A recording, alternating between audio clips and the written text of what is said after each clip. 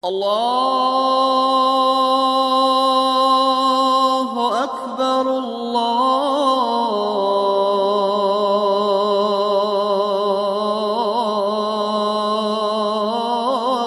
الله أكبر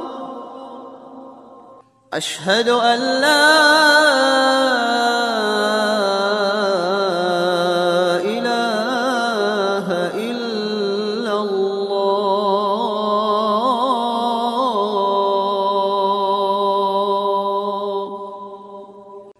أشهد أن محمدًا رسول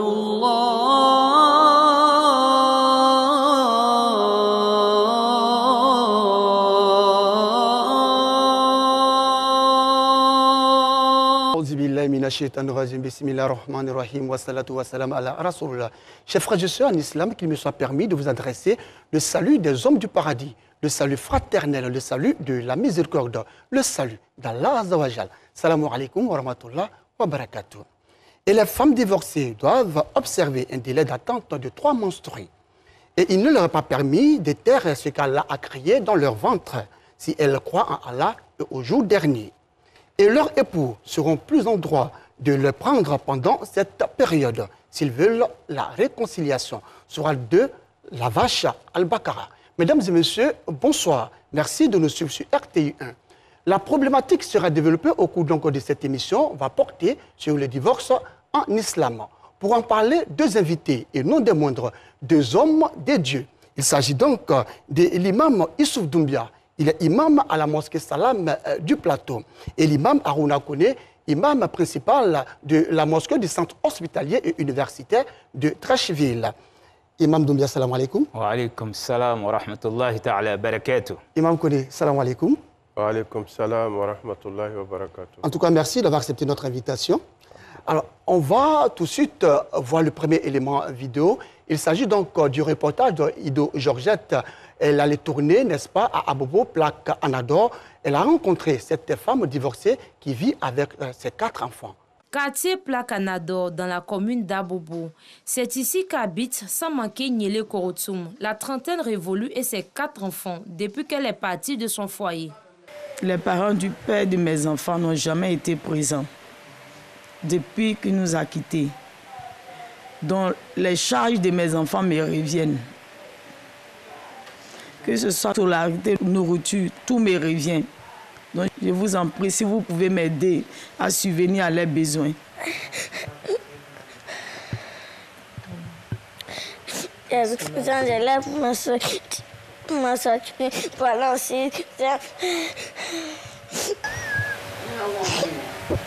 Ce sont ces généreuses mamans qui les ont recueillis, ses enfants et elle, pendant ces périodes difficiles. Elle tient à leur exprimer sa reconnaissance.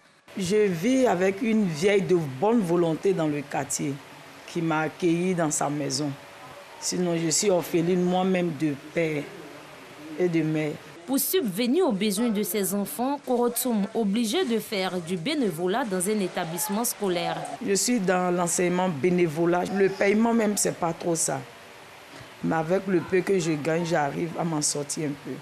Samake Nyele Korotoum ne souhaite pas la situation qu'elle vit en ce moment à une autre sœur ou une amie. Son rêve, se battre pour permettre à ses enfants de réussir.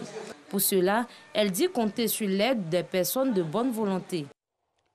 Samake Korotoum, Imam Doumbia, le divorce, pas facile. Quel regard portez-vous justement sur ce reportage que vous venez de voir, Imam Doumbia? Bismillahirrahmanirrahim. Sallallahu ala sayyidina Muhammad wa alihi wa sahbihi wa sallam taslim. Il faut dire que le divorce, d'abord, c'est le prophète qui va nous le dire comme ça. Abghadul halal indallahi at-talaq. La chose licite que Dieu lui-même déteste, c'est le divorce. Alors, pour vous dire que c'est après tous les recours qu'on doit arriver au divorce, parce que les conséquences du divorce, ça peut détruire la vie de certaines personnes.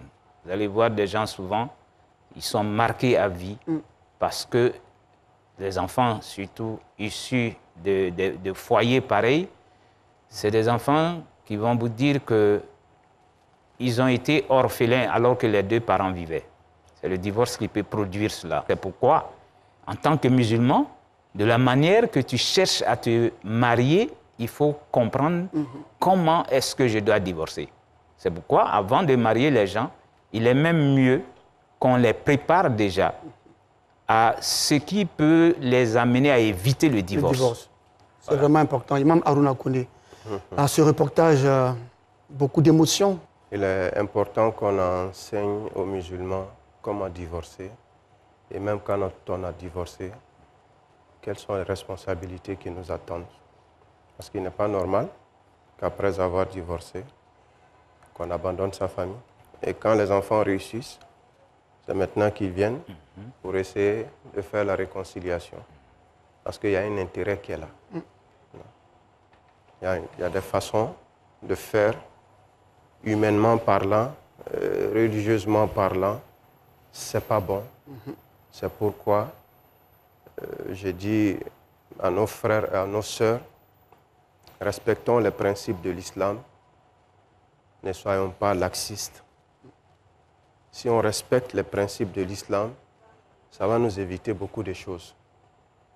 Parce qu'il y a deux choses à prendre en compte lorsqu'on doit se marier. La religiosité et la moralité. Quelqu'un qui est religieux, qui craint Dieu, quelqu'un qui a une bonne moralité, ne peut pas se comporter de la sorte. Vraiment, ça fait mal, ça fait de la peine de voir des victimes innocentes. Ils n'ont pas demandé à naître dans ce foyer, ils n'ont pas demandé à vivre dans ces conditions, mais voilà qu'ils sont en train de subir quelque chose qu'ils n'ont pas créé. J'allais dire que c'est pourquoi vous allez voir que chez les Blancs, on va dire qu'il y a le child support, c'est-à-dire que quand même tu es parti de la maison, le juge va te fixer un montant que tu dois payer jusqu'à ce que les enfants soient majeurs. C'est pourquoi c'est bon qu'en tant que croyant, vous le sachiez. Vous pouvez divorcer avec la femme, mais vous devez prendre vos enfants en charge jusqu'à ce qu'ils soient majeurs. Tout à fait. Ça, c'est dans Surat Al-Talaq, le divorce, ça est là. Et justement, que pense même l'islam du divorce, Imam Doumbia? Le divorce, selon certaines circonstances, ça devient obligatoire. Ça peut être souvent recommandé.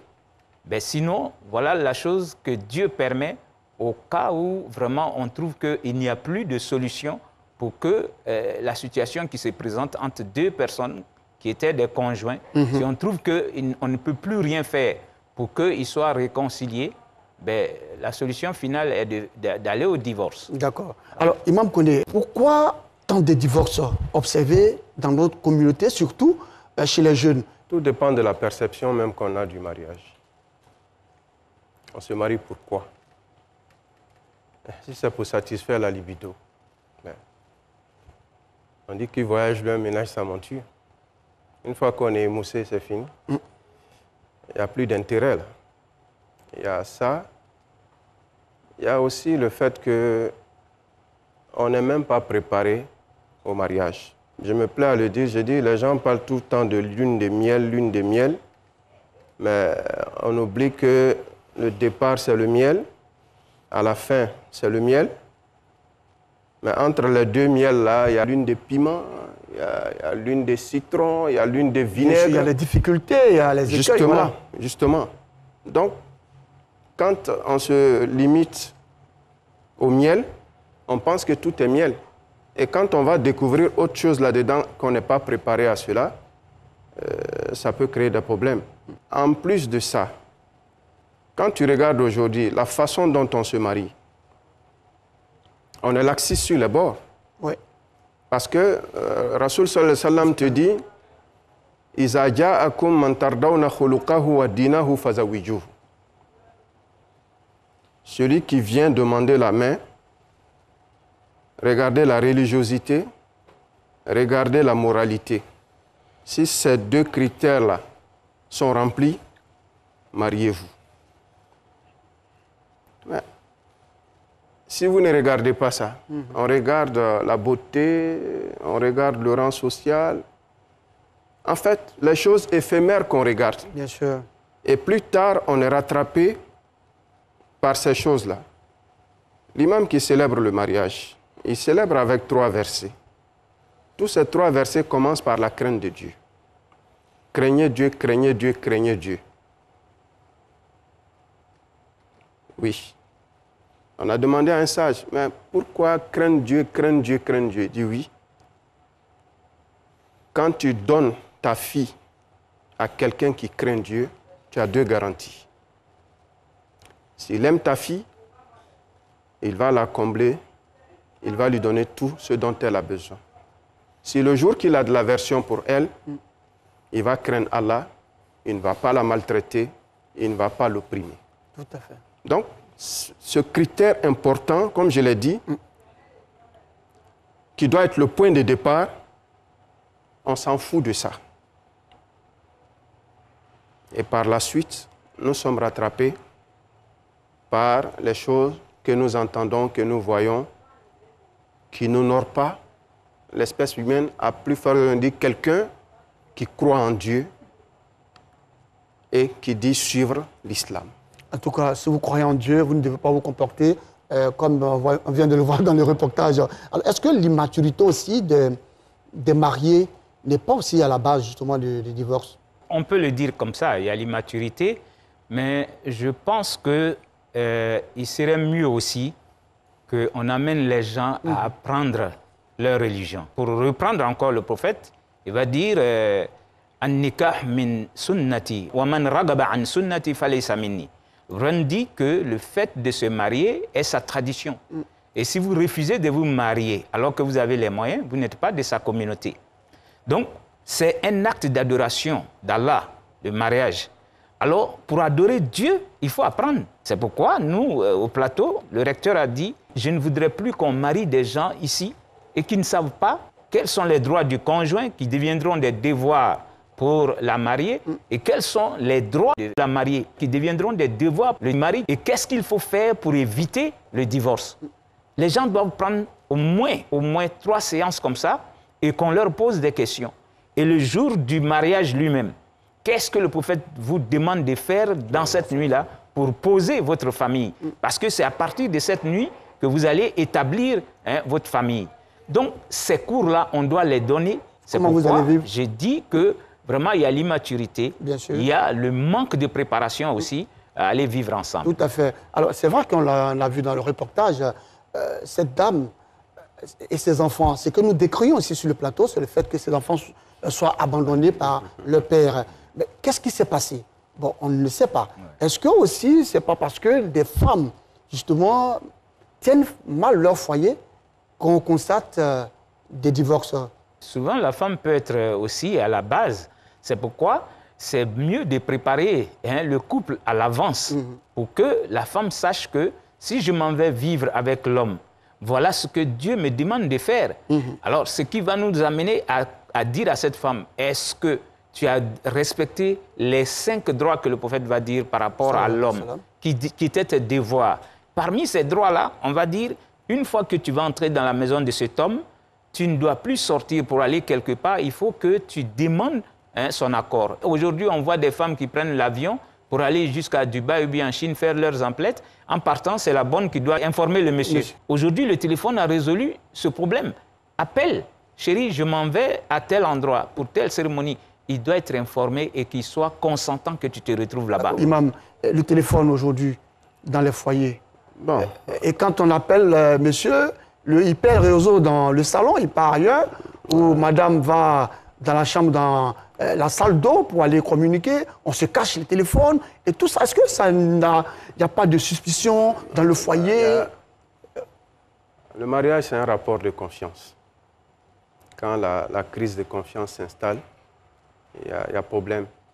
Il y a des gestes, quand on prend l'habitude de le faire, on installe le doute dans la tête de l'autre. Ce qui est grave, c'est qu'aujourd'hui, le téléphone est en train de créer un vrai problème de disponibilité dans les foyers.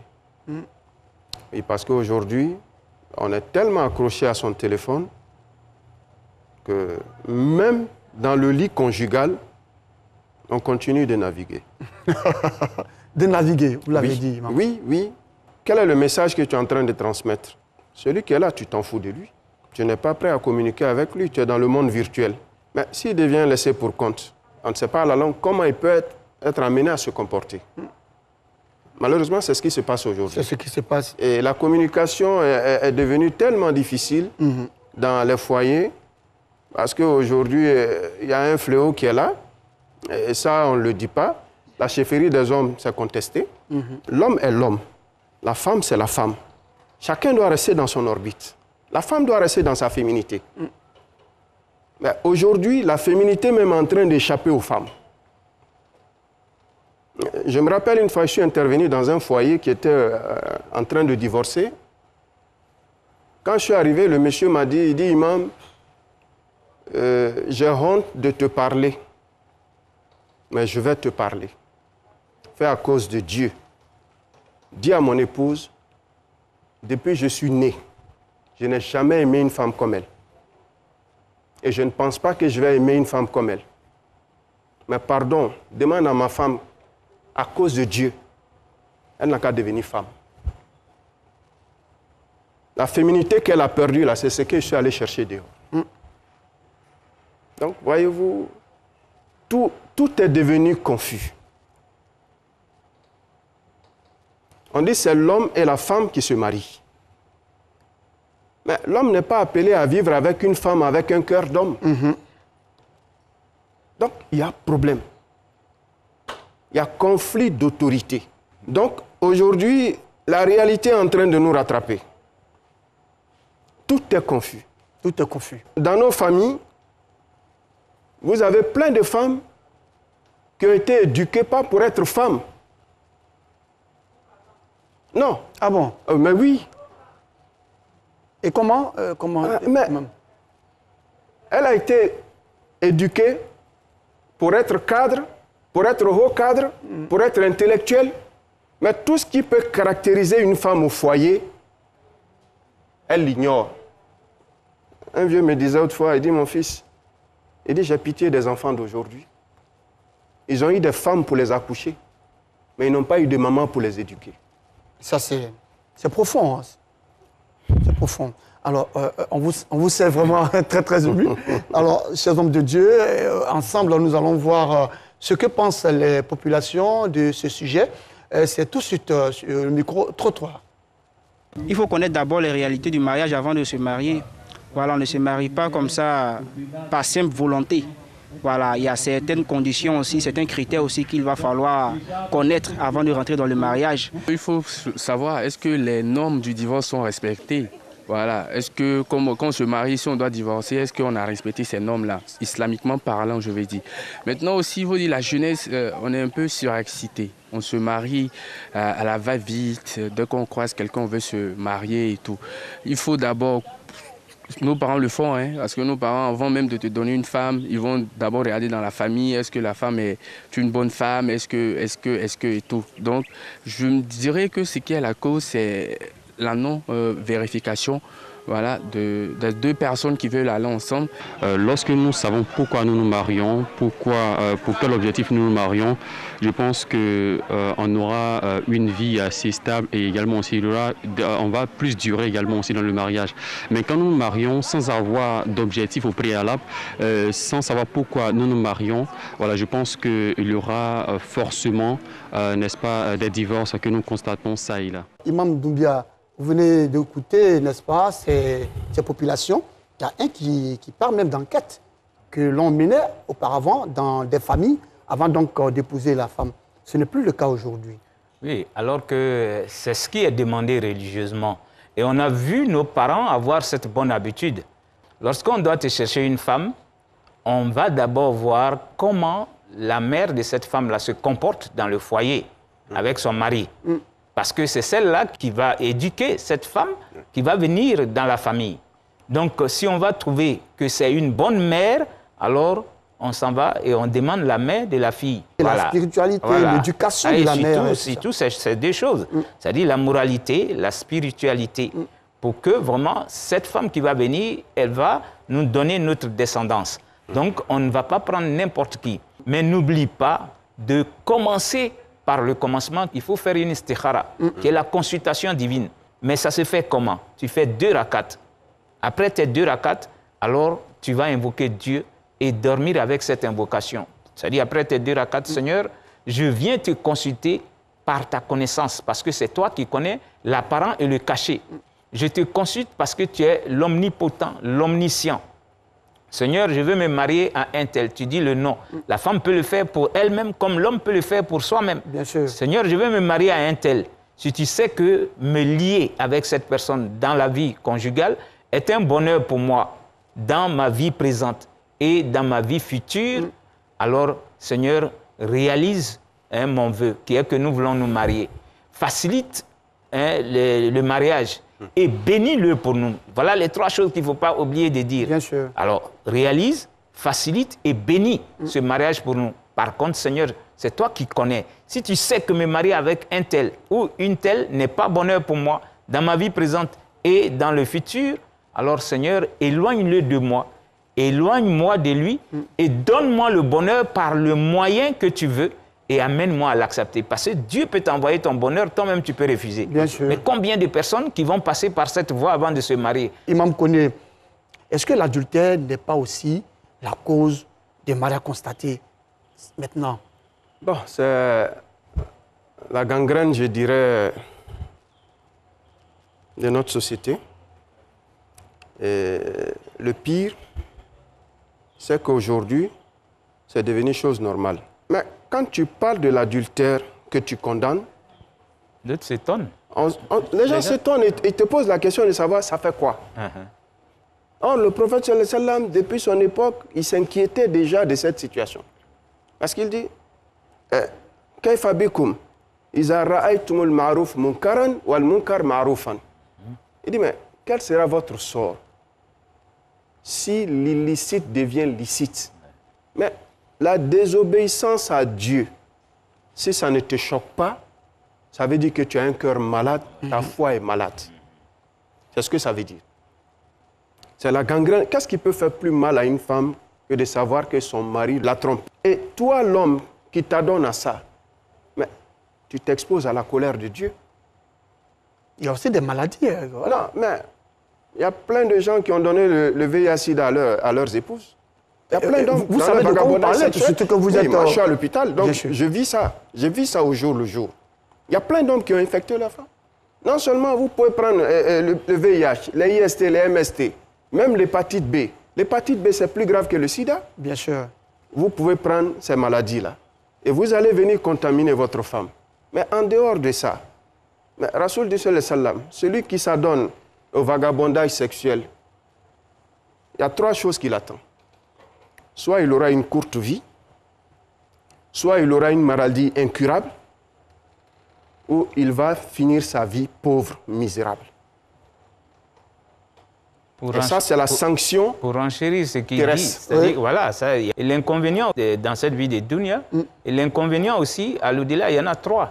Quand on a fait des sondages, vous demandez, non, elle me trompe, c'est vrai qu'on ne l'a pas vue voilà, en action, mais elle me trompe, elle est trop proche de telle ou telle personne, voilà, quand on l'appelle, c'est portable, vous fouillez les messages.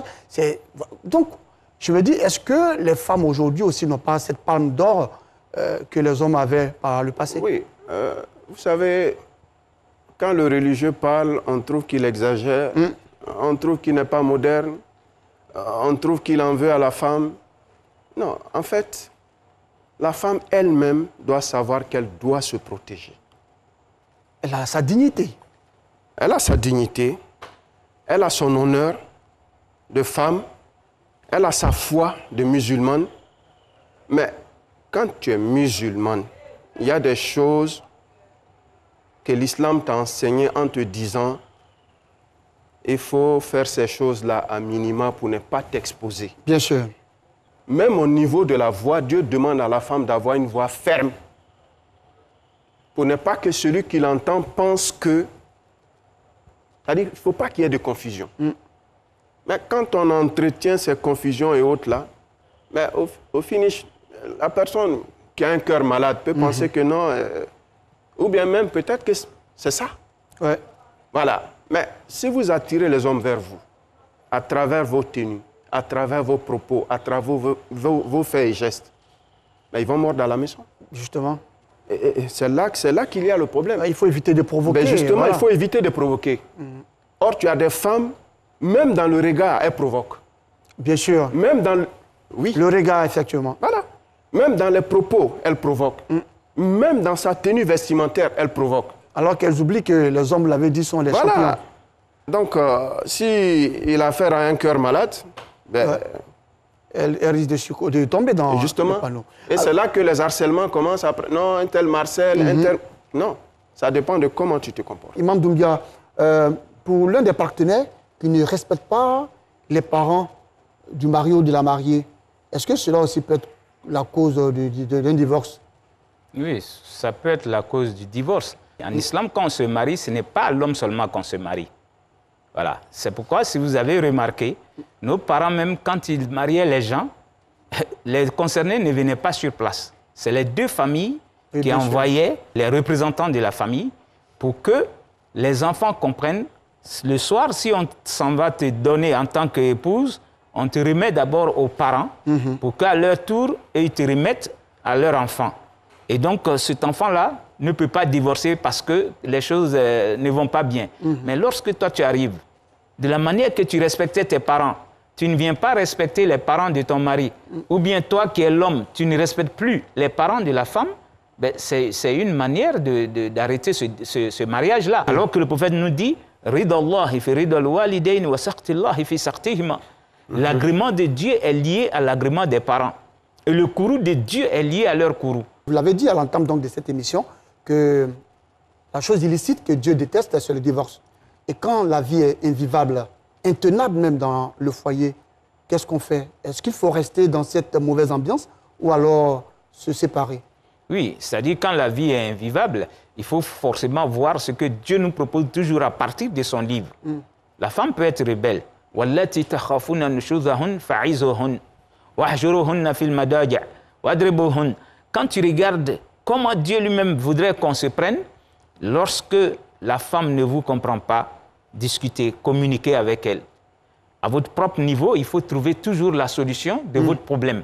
Il faut éviter d'envoyer les problèmes conjugaux en famille. Il faut communiquer et trouver votre solution à votre propre niveau. Si ce n'est pas le cas, l'homme a discuté, il ne trouve pas de solution à ce niveau, alors il refuse de partager son lit avec la femme. Il n'y a plus de relation jusqu'à ce qu'elle revienne à de bons sentiments. Si ce n'est pas le cas maintenant, vous allez trouver le mot dans le Coran. Dieu dit de frapper. Le prophète sallallahu il va dire, si vraiment on doit arriver au mai, chose que lui n'a jamais fait, alors il dit, prenez votre écharpe. C'est avec l'écharpe qu'on frappe la femme. Ce n'est pas avec la cravache, ni avec le bâton, ni avec les coups de poing. Alors, quand vous arrivez à ce niveau qu'elle ne vous comprend pas, alors qu'un arbitre vienne de chez vous et qu'un arbitre vienne aussi de chez elle. C'est le Coran qui nous apprend tout ça. Et que ceux-là viennent vous écouter pour voir est-ce que l'homme a raison. Parce que l'homme peut avoir raison, comme l'homme peut ne pas avoir raison. C'est bon de le savoir, parce que chez nous ici, on dit la femme n'a jamais raison. Ça, ce n'est pas vrai. Il faut qu'il y ait des arbitres qui viennent et qui vous écoutent. Et après, maintenant, ils doivent trancher, ils doivent être équitables. Malgré tout ça, on l'a fait 1, 2, 3 fois, et on voit que vous ne vous entendez pas, alors le processus doit être enclenché. Alors, l'homme, il prend 2 témoins maintenant pour dire, vous êtes témoin de la situation, alors moi, je vais divorcer. Et tu commences maintenant à ne plus avoir de rapport avec elle. Donc ça va durer jusqu'à 3 cycles menstruels. Alors, quand tu vas arriver dans la 3e phase maintenant, on dit à la dame, je vais t'accompagner avec un don. Ça peut être une maison, ou bien, je t'ai marié à 100 000 francs, voilà les mêmes 100 000 que je te donne, mais moi, je m'en vais de ta vie.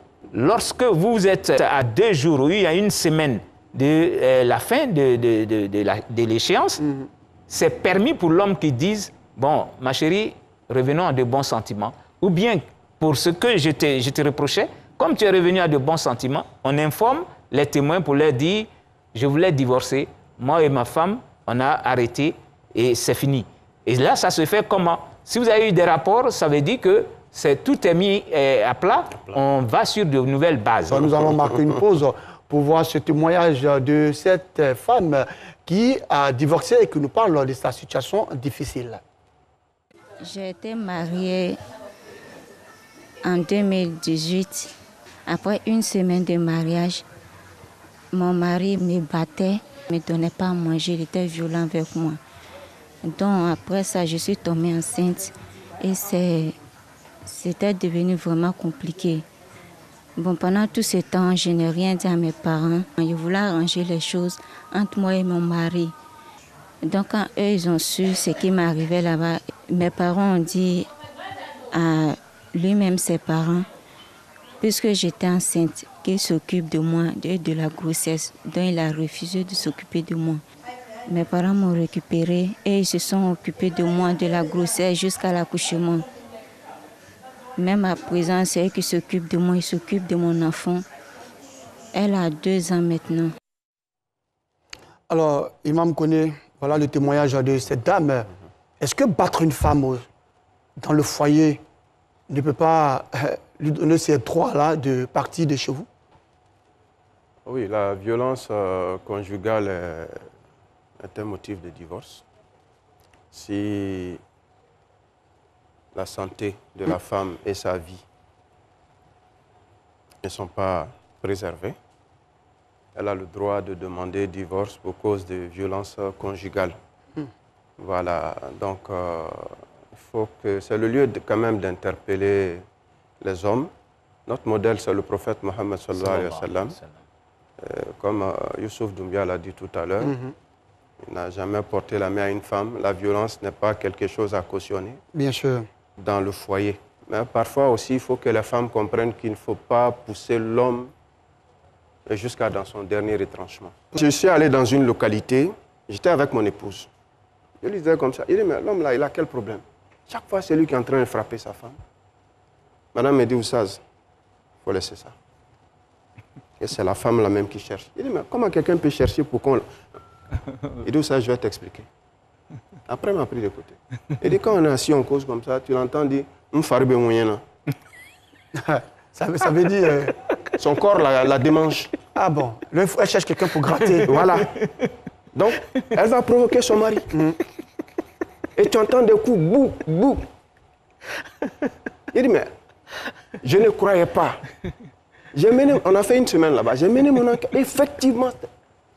Donc, quand tu as affaire à une femme maso, c'est compliqué. Non. Mais toi, l'homme, est-ce qu'au lieu de la battre, il n'est pas préférable de la laisser tomber? Elle, c'est dans ça, elle trouve son plaisir. Ouais, elle, c'est dans ça, elle trouve que tu l'aimes. Mais est-ce que le plaisir, elle trouve son plaisir dans cela? Est-ce que toi, l'homme, tu es obligé de rester avec elle? Tu n'es pas obligé de rester. Si tu n'es pas de ce bord-là, tu partiras. Voilà. Imam, on va inexorablement vers la fin de cette émission.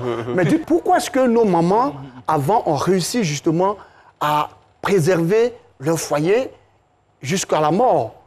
Et aujourd'hui, difficile pour nos jeunes sœurs de préserver leur foyer. Nos mamans étaient préparées pour dire, quand tu vas, c'est un point de non-retour. Et quand elle va, tout ce qui va se passer, en tout cas, elle essaie de faire de son mieux pour supporter. Et elles étaient patientes. On a des mamans qui ont eu des maris alcooliques, mais qui les ont aidés à sortir de l'alcool. Mais aujourd'hui, là, ce n'est pas le cas. On a affaire à des femmes impatientes. Et donc, les mariages sont plus consolidés. Imam, nous allons ensemble voir ces derniers éléments vidéo. Les différentes activités des structures islamiques dans la société, c'est dans la vie de la communauté.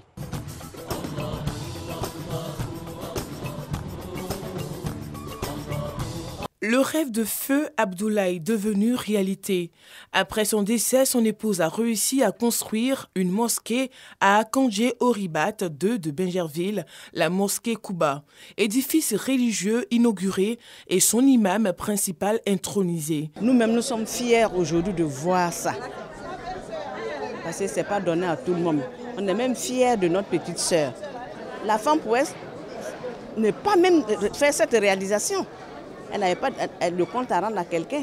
Pour la circonstance, Youssouf Ouattara, nouvel imam, se dit conscient des défis à relever. Après mon intronisation, ma priorité, c'est de rassembler les fidèles autour de l'idéal de cohésion sociale, de solidarité et de la fraternité pour la consolidation d'une communauté forte. Une opportunité pour Cheikh Aïma Ousmane Diakité, président du Conseil supérieur des imams des mosquées et des affaires islamiques de Côte d'Ivoire, COSIM, d'inviter chacun des fidèles à emboîter le pas à la généreuse donatrice et à cultiver les valeurs cardinales de fraternité, de solidarité et de cohésion sociale. Je voudrais remercier son épouse, Adja Awa Sissé, qui a réalisé le vœu de son mari alors qu'il était déjà décédé. Ça aussi, c'est un autre exemple. Que l'exemple que tu donnes à l'humanité fasse tache d'huile. Parce qu'il s'agit d'une question de loyauté. Une initiative saluée et encouragée par les fidèles. Je voulais également dire merci à toutes les communautés ici présentes qui prônent la paix, la cohésion et la sagesse, le vivre ensemble au sein de toutes les communautés. Vraiment, ce que l'imam central souhaite, c'est la cohésion sociale entre les fils de Benjerville et entre les musulmans ou entre les fidèles musulmans aussi, Inch'Allah. Là où il y a une maison de Dieu, là où il y a un homme de Dieu, l'amour, la fraternité est dans le cœur de la population. Un homme de Dieu en plus, à Benjerville, nous avons besoin. Merci à la communauté musulmane pour l'amour que vous prônez chaque fois que vous vous rassemblez. Ce rendez-vous inaugural de la mosquée Kouba de la communauté musulmane d'Akandjé Oribat II de Benjerville a été marqué par une visite guidée de ce lieu de culte. Ce, après la coupure symbolique du ruban. La mosquée Adja Karidja Keïta fait désormais partie des mosquées abritant les prières du vendredi dans la commune de Bouaké. La mosquée est composée de 2 salles de prière de 300 places, de résidences de l'imam, de magasins et de salles de réception. Situé au quartier Ngatakuro, secteur Amadon, l'édifice religieux est un don de la famille Keïta et des familles alliées. Une mosquée construite en mémoire d'Adja Karidja Keïta. Notre maman était très versée dans l'islam. Elle aimait l'islam. Elle aimait la religion musulmane et tout ce qu'on peut faire pour elle aujourd'hui, elle n'est plus de ce monde, c'était de faire une maison dédiée à la prière, une maison de Dieu à son honneur. La mosquée Adja Karidja Keïta a été inaugurée par les responsables locaux du COSIM, Conseil supérieur des imams, des mosquées et les affaires islamiques de Côte d'Ivoire et des autorités de la ville de Bouaké. Tous engagent les musulmans à suivre l'exemple de la famille Keïta. Nous sommes sincèrement très satisfaits. En tout cas avec ces sacrifices-là, au profit de la foi et au profit même des rassemblements de la communauté et au profit même de la nation, le Cheikh Aïma, Cheikh Ousmane Diakité nous a missionné. On a tout fait pour que cette retrouvaille soit un exemple ici en Côte d'Ivoire. Dieu dit que tous ceux qui construisent une mosquée, Dieu leur construit aussi une demeure dans le paradis. Et en même temps, ça accroît la possibilité co-religionnaire d'avoir un espace mieux fait. L'inauguration de l'édifice a été couplée à l'intronisation de Dosso Mustafa, imam principal de la mosquée Adja Karidja Keïta. Le nouvel imam s'engage à renforcer la voie religieuse à Bouaké. Mes priorités sont quoi, Inch'Allah, c'est de faire d'abord fréquenter la mosquée par les fidèles. Parce que c'est une nouvelle mosquée. La mosquée ne vaut que par l'imam. Donc l'imam, si l'imam est grand, la mosquée deviendra grande. Si l'imam est petit, la mosquée deviendra petite. Nous prions Allah subhanahu wa ta'ala qui nous donne la chance d'être au-dessus de notre attente. Pour garder la mosquée Adja Karidja Keïta toujours propre, la famille Keïta décide d'accompagner financièrement le comité de gestion. Grand Bassam, mosquée Fatma Zahra. L'imam Moussa Dramé, imam principal de cet édifice religieux, félicité par l'Association des femmes musulmanes, AFEMSI, et par la Confédération des femmes musulmanes de Côte d'Ivoire, COFEMSI. C'est que l'homme de Dieu a été nommé à la tête du Conseil supérieur des imams, des mosquées et des affaires islamiques en Côte d'Ivoire, COSIM de la région du Sud Comoé. Mais avant les félicitations, la grande prière du vendredi, Al-Juma. Et dans son sermon, l'imam Moussa Dramé a insisté sur les valeurs de paix, de cohésion, de tolérance et d'amour, des valeurs chères en islam. Après le sermon et la prière, plusieurs témoignages sur l'implication et l'engagement du nouveau représentant de Cheikh Aïma Ousmane Diakité de la région du Sud Comoé. Homme de paix et de cohésion, homme de conviction et de terrain pour la cause de la femme, homme engagé pour la promotion de l'islam, entre autres. Grâce à nos imams et surtout l'imam Dramé, la femme musulmane a pu s'organiser sur le plan national et même international. Et c'est grâce à leur bénédiction et à leur contribution. Aujourd'hui, nous parlons de l'imam Dramé. Il a eu l'honneur d'être nommé par ses actions d'abord, les actions de paix. L'AFMC a pu s'asseoir dans notre pays, la Côte d'Ivoire, grâce à la persévérance de l'imam Dramé, car à la création de l'AFMC, c'est l'imam Dramé qui a été proposé à l'AFMC pour les accompagner dans tous les recoins de la Côte d'Ivoire pour installer les sections de l'AFMC. L'imam Moussa Dramé dit compter sur le soutien de la communauté musulmane dans son ensemble pour mener à bien la mission à lui confier. Il n'a pas manqué à cette occasion de définir ses priorités durant sa mandature. Nous allons d'abord, dans un premier temps, rassembler l'ensemble des imams de notre région. Je vais parler de la région Sud-Koumoué et les envoyer en mission. Prêcher pour non seulement la paix, mais pour le maintien de la paix. Nous allons aussi appeler nos fidèles, si je dis fidèles, tous ceux qui habitent dans la région Sud-Koumoué, soyez musulmans ou non musulmans, bons ou pas bons, appeler tout le monde à la paix, à la réconciliation. Cette visite de courtoisie et de reconnaissance de l'AFMC et de la COFMC à l'imam principal de la mosquée Fatma Zahra de Grand Bassam a été marquée par la promesse du nouveau président du COSIM régional du Sud-Koumoué, celle de redynamiser l'association fêtière des femmes musulmanes en Côte d'Ivoire. Une prière spéciale pour la paix et pour le président de la République Alassane Ouattara et pour son gouvernement a mis fin à cette visite religieuse. Encourager la jeunesse musulmane des 34 pays membres de la Fondation Mohamed VI des oulémas africains à s'intéresser davantage à la lecture et à la connaissance du noble Coran permettent à ces jeunes de mieux pratiquer l'islam et surtout d'obtenir un impact significatif sur le plan spirituel et moral. C'est tout le sens de la 4e édition du concours de mémorisation, de récitation et de psalmodie du Saint-Coran. Un rendez-vous initié par la Fondation Mohamed VI des oulémas africains, section Côte d'Ivoire, le dimanche 22 janvier 2023 à Abobo PK18. À l'issue de la finale, 3 candidats sur 14 ont été présélectionnés. Les objectifs, c'est d'abord pérenniser la sunna du prophète Mohammed sallallahu alayhi wa sallam par rapport au Coran et aussi encourager la jeunesse et à suivre aussi la lecture coranique. Je remercie les jurys parce que je ne savais pas comment la délibération allait se faire. Vraiment, il faut être spécialiste pour pouvoir faire ce genre de délibération parce qu'ils étaient tous à la hauteur des grands lecteurs et on ne peut que leur dire que le meilleur est à venir, Inch'Allah. Une initiative encouragée par l'ambassadeur du Maroc en Côte d'Ivoire, représentant Sa Majesté Mohamed VI et par le représentant du maire de la commune d'Abobo. Ce concours se déroule sous l'égide de la Fondation Mohamed VI des oulémas africains, qui est une fondation qui a été lancée par Sa Majesté le roi Mohamed VI, que Dieu la cite, à travers le continent africain pour promouvoir la religion musulmane, la religion de paix, de tolérance et du vivre ensemble, pour permettre aux jeunes Ivoiriens d'apprendre le Coran, d'apprendre à le psalmodier et demain devenir des imams ou devenir des propagateurs d'un islam du juste milieu. Vraiment, j'ai été impressionné par la qualité des jeunes. Ces jeunes gens vont représenter dignement la Côte d'Ivoire.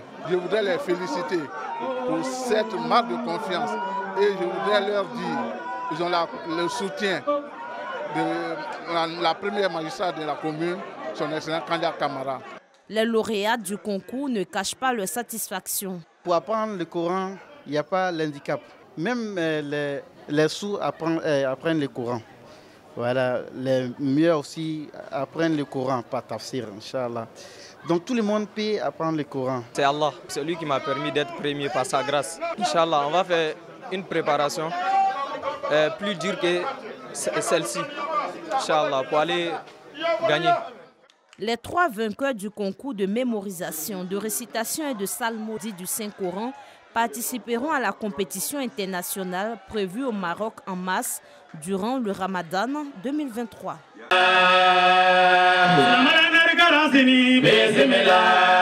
Plus qu'un simple regroupement de haute portée spirituelle, la commémoration de l'anniversaire de la naissance du prophète Mohammed paix et salut de Dieu sur lui, est devenu désormais une institution pour l'association islamique Shamsou Zahaman.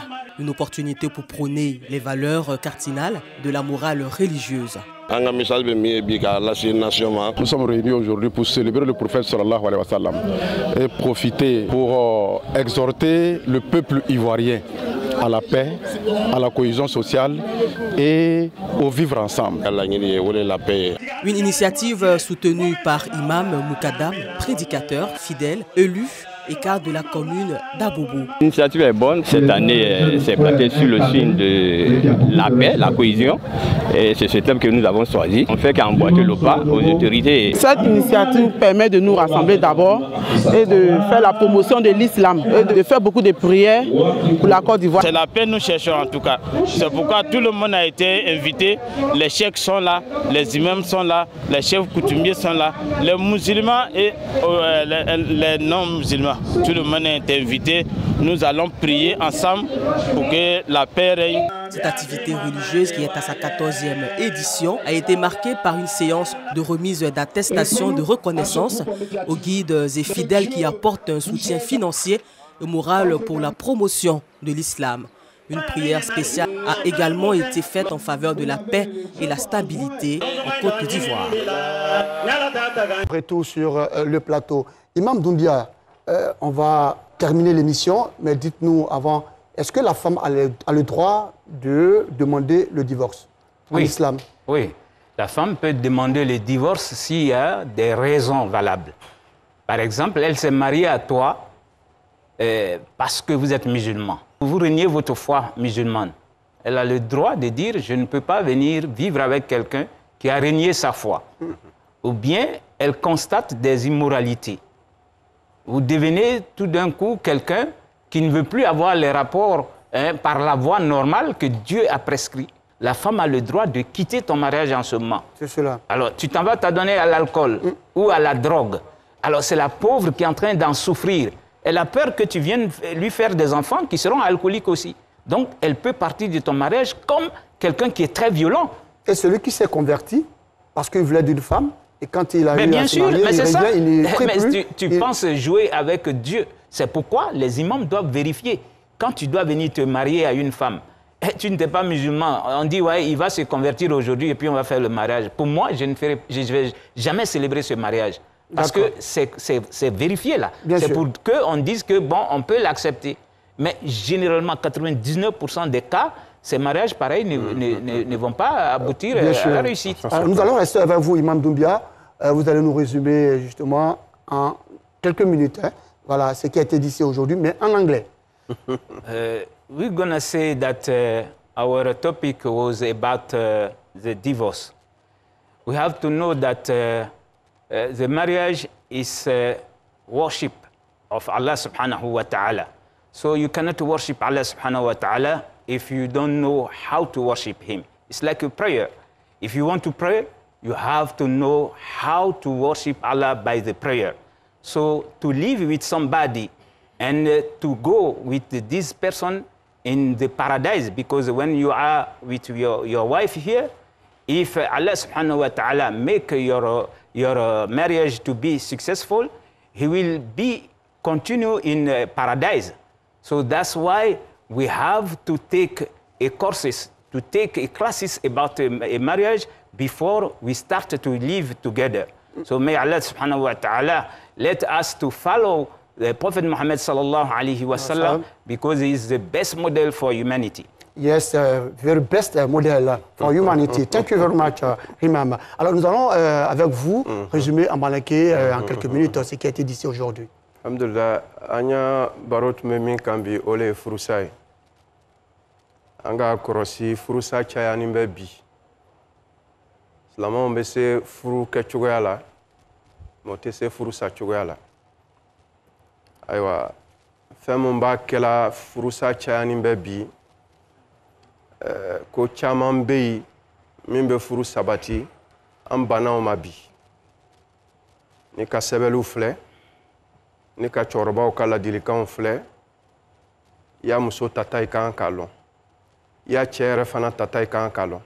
Alakira sɔlɔ salam ko fɔ n ye, a ye jogotigi ɲini, a ye diinatigi ɲini n'i banna ka jogotigi ɲini ka diinatigi ɲini ka t'i yɛrɛ ci manamanamɔgɔ dɔ tɛgɛ ayiwa ni min k'i sɔrɔ i yɛrɛ le ka ɲini an ɲɛ b'o caman de la bi musow sɛgɛnnen b'o ka furuw la o tɔɔrɔnin no ka sababuya kɛ o bɛ mɔgɔ min bolo a t'a Ala lɔn a t'a kira lɔn silamɛya tɔgɔ le lani b'a la n'o tɛ silamajogo t'a la a b'o cogoya kelen fana la cɛ dɔw fana tɔɔrɔnin b'o ka furu kɔnɔ ka sababuya kɛ o ka muso min ta a fana t'a Ala lɔn a t'a kira lɔn a y'a musoya yɛrɛ tilala a la musow bɛ yen n'a ka gwa kɛ a tɛ se ka domo ayiwa ni furu siginin bɛ fɛn mun kan n'o bɛ se ka furu sɛmɛntiya n'o baaraw tɛ yen furu sigi bɛ gɛlɛya ni furu sigi gɛlɛyala diyagoya lo a bɛ laban furusa ma o kama furusaw cayani b'an fɛ bi.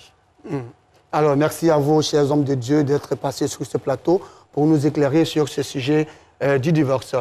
C'est la fin de cette émission. Rappelons que nous étions avec l'imam Issoufou Doumbia. Il est imam à la mosquée Salam du Plateau et imam Aruna Kone, imam principal de la mosquée du centre hospitalier et universitaire de Tracheville. Avec eux, nous avons parlé du divorce en islam. Merci à vous de nous avoir suivis. Je vous donne rendez-vous le jeudi prochain, même heure, même chaîne. Rappelons que vous pouvez suivre la rediffusion de l'émission Allah Wakuba tous les vendredis à partir de 9h. Salam alaikum wa rahmatullah wa barakatuh.